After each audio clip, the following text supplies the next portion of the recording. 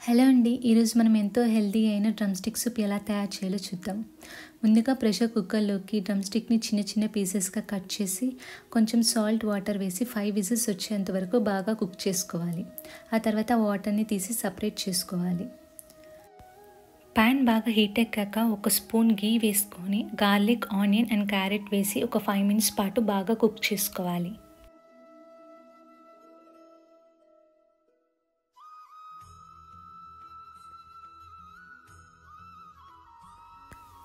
ఇప్పుడు మన రుచికి సరిపోయేంత సాల్ట్, పసుపు అండ్ ముందుగా మనం డ్రమ్ స్టిక్ని కుక్ చేసి సపరేట్ చేసుకున్న వాటర్ని ఇందులో ఇంక్లూడ్ చేసుకోవాలి.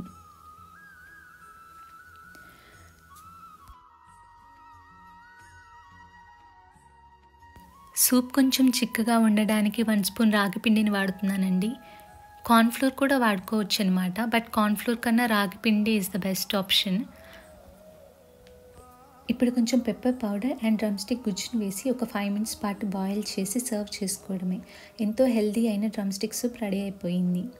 సో మీరు కూడా ఒకసారి మీ ఇంట్లో ట్రై చేసి ఎలా వచ్చిందో చెప్పండి. ఇలాంటి మరెన్నో వీడియోస్ కోసం please subscribe to my channel.